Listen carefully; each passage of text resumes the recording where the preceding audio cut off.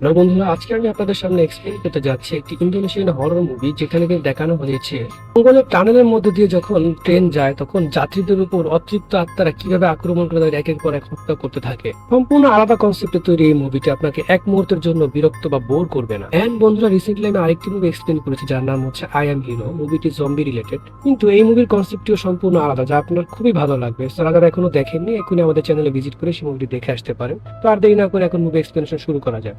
মুভির শুরুতে জঙ্গল দেখানো, যেখানে কর্মীরা বিভিন্ন গাছ কাটতেছিল, সেখান দিয়ে রেলওয়ে ট্র্যাক বিছাবে এর জন্য। মাঝরাতে একজন সামান রহমত, যে কিনা কর্মীদের এসে বলে জঙ্গল কেটে রাস্তা তৈরি না করতে, কারণ এটা করলে তাদের সাথে খুবই খারাপ হবে। যদি এত কিছু বলার পরও তারা এটা না শুনে, তাহলে তাদের সাথে এত খারাপ হবে যে তাদেরকে ভগবান বাঁচাতে পারবে না।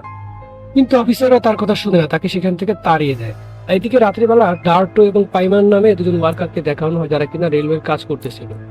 ডার্টো যখন তার কাজ করার জন্য টানেলের মধ্যে চলে যায়, কিন্তু অনেকক্ষণ হয়ে যাওয়ার পর ডার্টো যখন ফেরত না আসে, তখন সাইমনও তার পিছু পিছে যায়।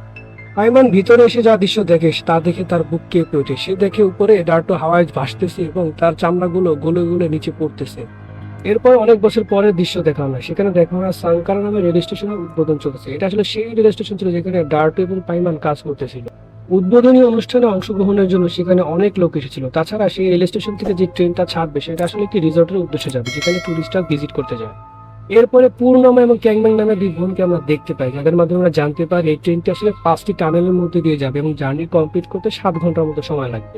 এরপরে তারা স্টেশনের বাইরে কিছু মহিলাকে আন্দোলন করতে দেখতে পায়, যারা আসলে ছিল সেই ওয়ার্কারদের বউ, যারা কিনা সেই রেল স্টেশন বানানোর জন্য কাজ করতে গিয়েছিল, কিন্তু তারা বাসায় ফেরত যায়। এরপর আমরা স্যান্টোসো নামে একজন লোককে দেখতে পাই, যে কিনা সাংকারা রিসোর্টের মালিক, পাশাপাশি এই রেল স্টেশন বানাতেও সে ইনভেস্ট করেছে। এখানে সে তার অ্যাসিস্ট্যান্ট বারার সাথে এসেছিল, কারণ তার সমস্ত কাজের দায়িত্ব এই বারাই নিয়েছিল। এরপরে স্যান্টোসো ট্রেনের মধ্যে গিয়ে বসে এবং ট্রেনটি চালু হয়ে যায়। ট্রেনের মধ্যে আমরা রামলা নামের এক মহিলাকেও দেখতে পাই, যে কিনা ছিল ডার্টোর ওয়াইফ, যার মন খুবই খারাপ ছিল, কারণ অনেক বছর ধরে তার হাজবেন্ডকে খুঁজে পাওয়া যাচ্ছে না। এই ট্রেনে সে এসেছিল স্যান্টোসের সাথে দেখা করার জন্য, যে তার হাজবেন্ড কোথায় তাকে খুঁজে দেওয়ার জন্য। ট্রেনে ওঠার পর রামলা কয়েকবার তার হাজবেন্ড ডার্টোকে দেখতে পায়, কিন্তু যখন সে তার কাছে যায় তখনই সে গায়েব হয়ে যায়। এটা দেখে সে একটু অবাক হয়। রামলা যখন স্যান্টোসের সাথে দেখা করার জন্য বিজনেস ক্লাসের দিকে যাবে, তখনই ওয়ার্কার তাকে আটকে যায় এবং তাকে বলে ইকোনমিক ক্লাসের কোনো প্যাসেঞ্জার বিজনেস ক্লাসে যেতে পারবে না। ট্রেনের মধ্যে যখন বারা আর স্যান্টোসও কথা বলতে থাকে, তখন আমরা বুঝতে পারি যে স্যান্টোস আসলে জানেই না যে কি হয়েছে, মহিলাগুলো কেন প্রোটেস্ট করতেছে। এদিকে বারাও তাকে অনেক মিথ্যা কথা বলে যে কয়েকজন ওয়ার্কারকে সে চাকরি থেকে বের করে দিয়েছে, তাই তাদের ওয়াইফরা এখানে সে প্রোটেস্ট করতেছে। এরপরে দেখানো হয় হঠাৎ করে পূর্ণামার শরীর খারাপ হয়ে যায়, তাই সে ওয়াশরুম ব্যবহার করার জন্য পাশের বগিতে চলে যায়। পূর্ণামা যখন 4 নম্বর কোচে ওয়াশরুমে ছিল, তখন দেখা যায় ট্রেনটি টানেলের মধ্যে ঢুকে যায়। তখনই 5 নম্বর কোচের মধ্যে অদ্ভুত সমস্ত জিনিস দেখতে পাওয়া যায়। পূর্ণামা যখন ওয়াশরুম ব্যবহার করতেছিল, তখন আমরা তার পিছনে পাইমানের আত্মাকে দেখতে পাই। অনেক সময় পার হয়ে যাওয়ার পরে যখন পূর্ণামা কোচে ফেরত আসে, তখন ক্যাংব্যাং তাকে খুঁজতে 4 নম্বর বগিতে চলে যায়।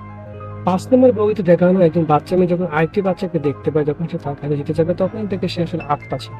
তখন ওই আত্মা সবার উপর হামলা করে দেয়। এরপরে ট্রেন চালকের রুমে একজন ডন নামের ব্যক্তিকে দেখা হয়, যাকে কিনা ট্রেন চালক 5 নম্বর বগিতে পাঠিয়েছিল ওখানে কি হয়েছে তা চেক করার জন্য। সে যখন সেখানে যায়, সেখানে সে আত্মাকে দেখতে পেয়ে সে ভয় পেয়ে যায়। এরই মধ্যে ট্রেনটি টানেল থেকে বের হয়ে যায়, সবকিছু স্বাভাবিক হয়ে যায়। তার মানে টানেলের মধ্যে থাকা অবস্থায় যত সমস্যা দেখা যায়। এদিকে ক্যাংব্যাং ও পূর্ণামাকে খুঁজে পেয়ে যায়। যখন সে তার সাথে দেখা করে, তখন সে জানতে পারে তার শরীর খারাপ, তাই সে চিন্তা করে যে রিসোর্টে যাওয়ার পর সবার কাছে ডাক্তার দেখাবে। এরই মধ্যে পূর্ণিমা পিছন দিকে তাকালে দেখতে পায় যে 5 নম্বর বগিটি আসলে গায়েব ছিল। এই দৃশ্য দেখে তো পূর্ণিমা এবং ক্যাংব্যাং পুরোপুরি শকড হয়ে যায়। তার মানে হচ্ছে সে আত্মাগুলো অন্য কোনো বগিতে হামলা করেনি, সেই পঞ্চম বগিতে হামলা করেছে, যেটা টানের মধ্যে রয়ে গেছে। পূর্ণিমা যখন টেকু নামক একজন ওয়ার্কারকে এই বিষয়ে বলে, তখন সেও শকড হয়ে যায়। কিন্তু পরিস্থিতি সামলানোর জন্য সে যাত্রীদেরকে বলে যে এটা আসলে সার্ভিসিং এর জন্য গিয়েছে পঞ্চম বগিটি, সার্ভিস শেষ হলে সেটা আবার রিসর্টে ফেরত চলে আসবে। তো টেনশনের কোনো কারণে সবাই চুপচাপ বসে যান। কিছুক্ষণ পর পূর্ণিমা যখন আবারও ওয়াশরুমে যায়, তখন তার ফোনে একটি কল আসে, যেটি রিসিভ করে ক্যাংব্যাং। তখন সে জানতে পারে যে আসলে পূর্ণিমার ক্যান্সার হয়েছে। এই বিষয়ে সে তার কাছে লুকিয়েছে। যখন পূর্ণিমা ওয়াশরুম থেকে তখন ফেরত আসে, তখন তাকে জিজ্ঞেস করে যে ডাক্তার ফোন দিয়েছিল তার ক্যান্সার হয়েছে, কিন্তু সে তাকে কেন জানায়। তখন পূর্ণিমা ক্যাংব্যাংকে বুঝিয়ে বলে আসলে সে তাকে দুশ্চিন্তায় ফেলতে চাচ্ছে না, সে তার সাথে কিন্তু ভালো সময় কাটাতে চাচ্ছিল, তাই সে তার কাছ থেকে বিষয়টি লুকিয়েছে। এখন যখন ইলেকট্রিক্যাল প্যানেল খুলে, তখন সেখানে সে সাদা এবং চিপচিপে কিছু পদার্থ দেখতে পায় এবং সে সেখানে রিফ্লেকশনে কিছু আত্মাকেও দেখতে পায়।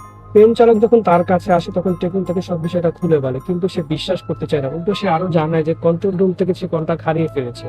আসলে এই সমস্যার কারণ ছিল ইলেকট্রিক্যাল প্যানেলের সেই সাদা চিপচিপে পদার্থ।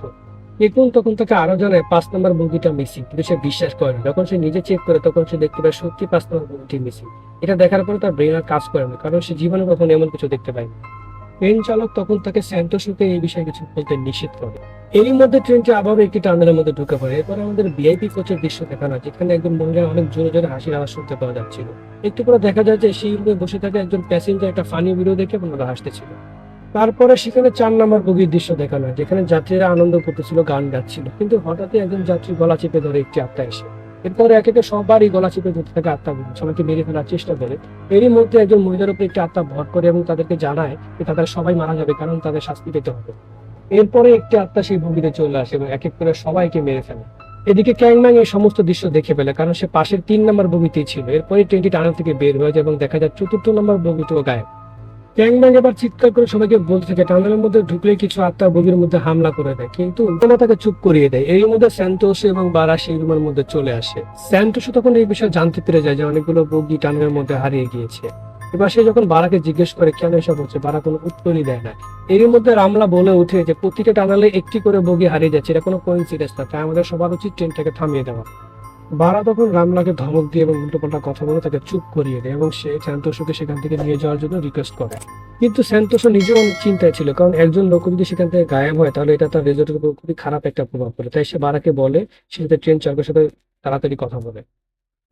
বারা যখন ট্রেন চালকের সাথে কথা বলছে তখন সে জানতে পারে যে কমিউনিকেশন সিস্টেম নষ্ট হয়ে গেছে, যার ফলে তারা কারোর সাথে যোগাযোগ করতে পারতেছে না। এই বিষয়ে জানার পরে বারা নিজেও অনেক চিন্তায় পড়ে যায়, কিন্তু সে তারপরও স্যান্টোসকে কিছু বলে না। পরিস্থিতি খারাপ দেখে ট্রেন চালক স্যান্টোসকে ভিআইপি কোচের দিকে নিয়ে যেতে চায়, কিন্তু স্যান্টোস ইকোনমি ক্লাসের সমস্ত প্যাসেঞ্জারকেও ভিআইপি কোচে নিতে চায়, কিন্তু ট্রেন চালক তখন এসে মিথ্যা বলে যে ভিআইপি কোচ এখন পুরোপুরি যাত্রী দিয়ে ভরা, তাই কাউকে নেওয়া যাবে না সাথে করে। এরপরে রামলা তার হাজবেন্ড ডার্টোর বিষয়ে স্যান্টোসকে জানায় যে কাজ করতে গিয়েছিল কিন্তু সে এখনো বাড়ি ফেরেনি। তখন এটা জেনে সে খুব শকড হয়ে যায়, কারণ বারা তাকে এই বিষয়ে কিছুই বলেনি। পূর্ণিমা যখন আবার ওয়াশরুমে যাবে তার অবস্থা আরো খারাপ ছিল, কারণ তার ভবিষ্যতে এখন রক্তও বেরোচ্ছিল। এর মধ্যে ট্রেনটি আরেকটি টানেলের মধ্যে ঢুকে পড়ে। স্যান্টোস এবং একজন এমপ্লয়ি যখন 3 নম্বর কোচে যাত্রীদেরকে শান্ত করতে যায়, তখন সেখানে আরেকজন এমপ্লয়ি চিৎকার আওয়াজ শুনতে পায়, সেখানে গেলে তাকে খুঁজে পাওয়া যায় না। এরই মধ্যে স্যান্টোস এবং সকল যারা ছিল সবাই মিলে দেখতে পায় একটি আত্মাকে।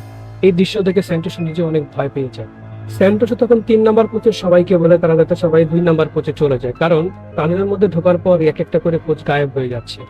এরই মধ্যে 3 নম্বর কোচে অনেকগুলো আত্মা চলে আসে। তারা যখন পালানোর চেষ্টা করে তারা সেখানে জমে যায়, তারা সেখান থেকে এক পাও নড়তে পারতেছিল না। তারপরে আত্মাগুলো সব যাত্রীকে এক এক করে মেরে ফেলতে থাকে, যার মধ্যে স্যান্টোসও সেখানেই মারা যায়। আমরা দেখতে পাই যে টেকুন এবং পূর্ণিমা দ্বিতীয় কোচ থেকে এই বাজে অবস্থা দেখতে পাচ্ছে, যেখানে তৃতীয় কোচের সমস্ত লোককে আত্মারা মেরে ফেলতেছে, বাট তাদের কাছে কিছু করার ছিল না। এরই মধ্যে যখন তার টানেল থেকে বের হয় তখন তৃতীয় কোচটাও গায়েব হয়ে যায়। এইবার দ্বিতীয় কোচের একজন যাত্রী টেকুন এবং পূর্ণিমাকে জিজ্ঞেস করলো যে তৃতীয় কোচটা গেল কোথায়, কিন্তু এর কোনো জবাবই তাদের কাছে ছিল না।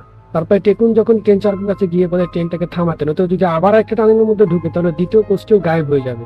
এরই মধ্যে বারা সেখানে চলে আসে। বারা চায় না যে ট্রেনটা থামুক, সে ওদেরকে উল্টো ব্লেম দিয়ে বলে যে তোমরা হচ্ছে চুরি করার জন্য বা ডাকাতি করার জন্য ট্রেনটাকে মাঝপথে থামাতে চাচ্ছ, এটা বলে সে ট্রেনটাকে চালু রাখে। এর মধ্যে আমরা দেখতে পাই যে আরেকটি টানেল আসতে যাচ্ছে, সে খুব ভয় পেয়ে যায়। তখন সে হাতাহাতি মারামারি করে সেই দ্বিতীয় কোচ থেকে প্রথম কোচের দিকে তাদেরকে নিয়ে যেতে থাকে, কিন্তু সেকেন্ড কোচের লোকরা তাদেরকে ধরে ফেলে এবং তাদেরকে মারধর করে। এর মধ্যে ট্রেনটি আবারও টানেলের মধ্যে ঢুকে যায়। এর মধ্যে সেকেন্ড কোচের মধ্যে আত্মাগুলো চলে আসে এবং সবাইকে মারতে থাকে। তখন ট্রেন চালকটি প্রথম কোচের দরজা খুলে দেয় এবং তাদেরকে ভেতরে নিয়ে নেয়। দ্বিতীয় কোচে যারা বাকি ছিল তারা সবাই সেখানে মারা যায়। ট্রেন চালক তখন বলে যে আমি ট্রেনটিকে থামাবো। তখন বারা এসে বলে চাবিটা আমার কাছে দাও, আমি গিয়ে ড্রাইভারকে বলতেছি ট্রেনটাকে থামাতে। কিন্তু তারা সেকেন্ড ড্রাইভারকে গিয়ে বলে যে ট্রেনের স্পিডটাকে আরো বাড়াতে। এটা যখন তারা জানতে পারে তখন টেকুন এবং প্রথম ট্রেন চালক এসে তাকে আটকাতে যায়। মারামারি হাতাহাতির এক পর্যায়ে বারা তখন টেকুনকে লাথি মেরে ট্রেন থেকে বাইরে ফেলে দেয়। সবাই মিলে যখন বারাকে বেঁধে ফেলে তখন তারা জানতে পারে যে বারা এই বিষয়গুলো আগেই জানতে পেরেছিল যে এখানে যদি রাস্তা তৈরি করা হয় তাহলে কিছু সমস্যা হতে পারে। সেই সামান রহমত তখন তাকে সাবধান করেছিল যে এখান দিয়ে রাস্তা তৈরি না করতে, কারণ তখন অফিসার হিসেবে বারা ওখানে উপস্থিত ছিল। বারা টাকার লোভে এই কাজটি করেছে। বারা স্যান্টোসো থেকে এক্সট্রা টাকা নিয়ে সে শর্টকাট রাস্তা তৈরি করে এক্সট্রা টাকা নিজের পকেটে ঢুকিয়ে নেয়, যার জন্য সে সবকিছু জানার পরেও চুপ ছিল এবং সেখান দিয়ে রাস্তাটা কমপ্লিট। টানেলে প্রবেশ করার আগে সবাই মিলে ট্রেনটিকে থামিয়ে দেয় এবং বারাকে ট্রেনের মধ্যে রেখে যাওয়ার সিদ্ধান্ত নেয়, কারণ তার কারণে এতগুলো লোক মারা গিয়েছে। তারপর সবাই বারাকে ট্রেনের মধ্যে রেখে তারা ট্রেন থেকে এক এক করে নেমে যায়। তারা যখন হাঁটতেছিল তখন তারা দেখতে পায় যে টানেল থেকে কিছু আত্মা বাইরের দিকে বের হয়ে আসতেছে। তার মানে তারা বুঝতে পারে যে আসলে আত্মাগুলো টানেলের মধ্যে না, আত্মাগুলো অন্ধকার জায়গার মধ্যে হামলা করে। যেহেতু তখন রাত ছিল তার মানে আত্মাগুলো তাদের সবাইকে মেরে ফেলবে। এটা জানার পর সবাই এদিক সেদিক ছুটোছুটি করতে থাকে। তারপর আত্মাগুলো এক এক করে ধরে সবাইকে মারতে থাকে। এদিকে ট্রেনের ভেতরে থাকা বারাকেও একটি আত্মা এসে মেরে ফেলে। সবশেষে দেখা যায় একটি আত্মা এসে ক্যাংম্যাং এবং তার বোন পূর্ণিমাকে ধরে ফেলে, কিন্তু পূর্ণিমাকে সে একটু পরে ছেড়ে দেয় এবং তার বোন ক্যাংম্যাংকে মেরে ফেলে, কারণ পূর্ণিমার অলরেডি ক্যান্সার ছিল। সো সে এমনিতেই মারা যাবে, তাকে আর এক্সট্রা মারার কোনো দরকার নেই। এরপরে মুভিটি শেষ হয়। বন্ধুরা, ভিডিওটি ভালো লাগলে অবশ্যই একটি লাইক করে যাবেন এবং সাবস্ক্রাইব বাটনটি চেপে দিবেন। আর পাশে থাকা বেল আইকনটিকে অবশ্যই ক্লিক করবেন, তা নাহলে পরবর্তী ভিডিও নোটিফিকেশন আপনাদের কাছে পৌঁছাবে না।